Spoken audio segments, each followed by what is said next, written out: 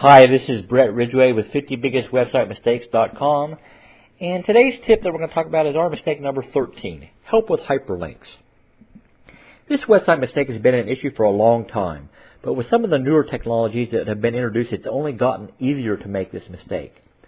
What we're talking about are hyperlinks. A hyperlink is a section of text that's been given some code instruction to go to a different location, either on the page or to a different website altogether when someone clicks on it. The biggest problem we see is that many website owners or webmasters try to change the appearance of a hyperlink, either to make it blend in with the site or to hide the fact that it's a link at all. The best analogy we can think of to describe why this is important is this. If it looks like a duck, sounds like a duck, and walks like a duck, then it must be a duck. Think about this. If it looks like a hyperlink and responds like a hyperlink, then it must be a hyperlink. Too many times people have added styles to the link to make it appear a different color or added coding to make the underline disappear.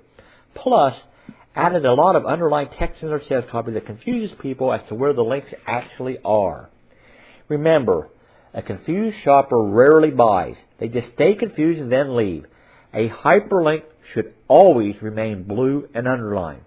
If you're going to add any programming to a hyperlink, it would be to enable a rollover action.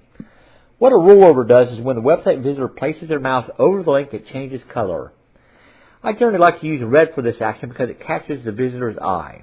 By adding this rollover or hover action, it lets them know that something's about to happen and verifies the fact that it actually is a link and not just underlined text. Some conversion specialists will even tell you that you'll get a higher conversion rate by leaving the link blue, adding the rollover or hover over action, and applying some code to change the cursor to the pointer finger. The only place where you might want to disable the appearance of a hyperlink is in spots where you really don't want them to click, but need to have the link on the page. You're probably wondering why you would even include such a link on the page. It's always a good idea to have footer navigation on your page for things like your earnings disclaimer, privacy policy, support links, and even a link to a site map for search engines. Consider that these are needed, but you really don't want the visitor to click on these. You only want them to click on the order links. So for this section, you can add a style to set decoration equals to none. That will remove the underline, but I would only use that tip for the footer section. Another thing about hyperlinks is that many website owners don't include enough buy links on their page. On way too many sites, you have to hunt for the link to buy the product. Remember, you generally have less than 10 seconds to get a visitor's attention. If they have to hunt for your order links, they'll move on and hunt for another site that will take their money.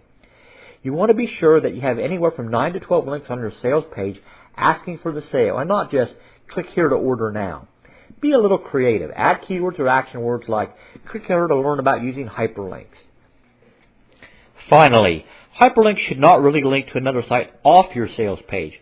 Obviously, if you link away from your site, there's a good chance they won't return.